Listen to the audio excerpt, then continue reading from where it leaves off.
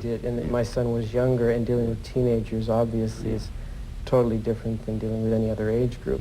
And I had taken some classes on my own to try to further my knowledge, but the classes through DES were definitely beneficial, although they can't cover everything, obviously. Oh, no, and nobody could define all the emergencies, questions, situations, problems that might come up. I'm still learning. Yeah. Are you? Absolutely. Continuing education. Definitely. As part of this. Okay. Tony, what values have you found being connected with the Nieto family? What has been the best dividend for you of having become part of this family? What do you mean by that? What's been most valuable to you in personal terms to have been part of a group that you weren't connected with before, but that has the circle of being a family around it? Well, I've never really had that. I've never really had a family until I came here. And now it's like he's a mom and a dad at the same time. And he really cares for us, cares for everyone that comes into his home. That's really neat. Is that a welcome atmosphere for you? It must be. Yeah. Okay. I appreciate it. As I said, I want to be careful not to invade people's privacy. Michael, you mentioned some acquaintance meetings, chances for people to learn about this opportunity. I think I have a list here of some meetings coming up that might be useful to remind people of, for those who might want to consider the prospect of being up front. Do you have the same list, or do you have it all in your head? Well, I may not have the dates Okay. exactly correct, but I do give 4 meetings a month, and they're spread around the valley. So the people on the west side, I will help you. I trapped you with. I wanted to hear you recite room numbers and everything, but you couldn't quite do that. Tuesday, June 23rd, Maryvale Mall, community room number 2, and that's at 53rd and West Indian School. All of these are from 7 to 9 p.m., so you can just fasten that figure. On Monday, the 6th of July, at the Mesquite branch of the Phoenix Public Library at the Paradise Village Parkway North, near Paradise Valley Mall. Tuesday, July 14th, the Cholla branch of the Phoenix Public Library. That's at Metro Parkway East, Metro Center. You really make it easy for people to get to where you are, don't you?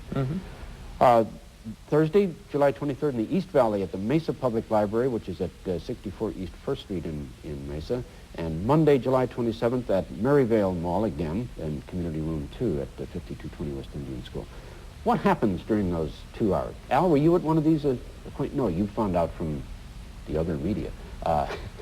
What happens, Michael, at these 2-hour acquaintanceship or familiarity meetings? Well, actually, Al has helped me at the meetings in the past. He's come and talked about his experiences in the program. And what it is it's a 2-hour, really comprehensive A to Z informational meeting about foster parenting, about child protective services, the way children come into the system, what the goals are, the rights and responsibilities of foster parents. I talk about all of the agencies of the Kids Consortium, because, see, all the agencies have their own little specialties, and instead of someone who is interested in foster parenting having to go from one agency to another agency to another agency until they find the agency that best meets their needs, I describe all of the agencies in one place at one time and leave it up to the foster parent. It's a one-stop shopping center, in effect, for people to understand. It's basically an information and referral type meeting,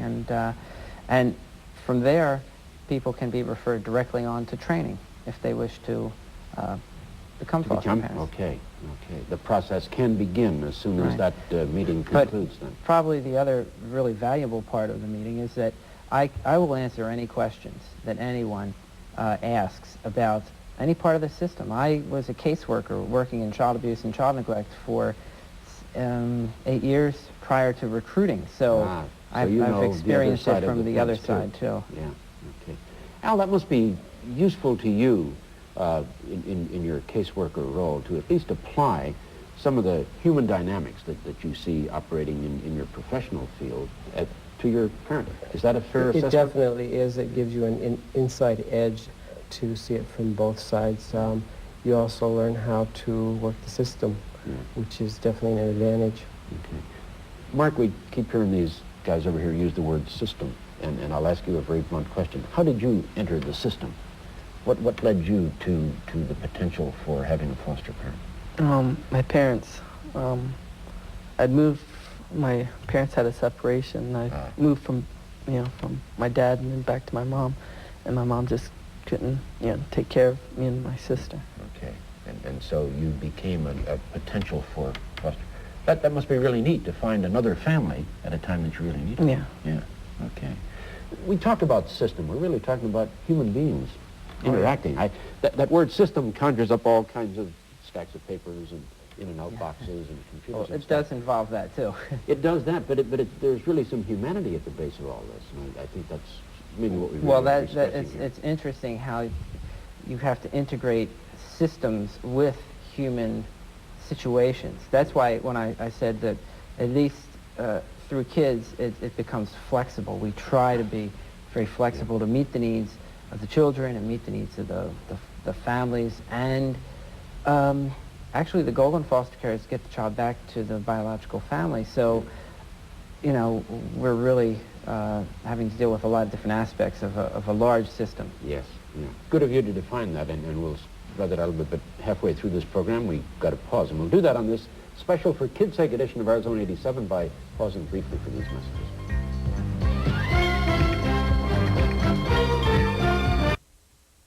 Of 11 agencies, private, community agencies, and government agencies as well. Michael, time for your morning test. Name the members of the consortium. It doesn't have to be alphabetical, Michael. It's time just do it in whatever order strikes you. Okay. The member agencies in kids are Arizona Baptist Children's Services, Christian Family Care, Phoenix Catholic Social Services, East Valley Catholic Social Services, Florence Crittenton Services, Prehab of Mesa, Duran and Associates, Black Family and Child Services, the Human Resource Training, which is the Parent Therapist Program, DES, Division of Developmental Disabilities, and the DES Administration for Children, Youth, and Families, which most people know as Child Protective Services. He did it. He got them all. That's not bad at all. Tony, during our break, you said something that was both interesting and appalling at the same time, about the fact that you could almost handpick members of your family out of the teenage population. Tell us what you meant by that and why it's disturbing at the same time that for you. It's disturbing to me in the fact that there are not enough homes for teenagers, and I'm afraid that the word teenager conjures up all these horrible thoughts, and I can't deal with the fear of the unknown, and in some cases maybe it is difficult. When I have an opening in my home, which of late is a rare occasion, I can literally handpick a child simply because there are so many waiting. That works to the advantage of myself and my family, and that we can get someone that will come in and hopefully be beneficial for everyone concerned. Tony, when he said fear of the unknown, did that bring Algebra 2 back into mind? it would frighten me. I just thought that might be part of it. Is that the crucial need, placement for teenage people? Yes, that has always been a crucial need.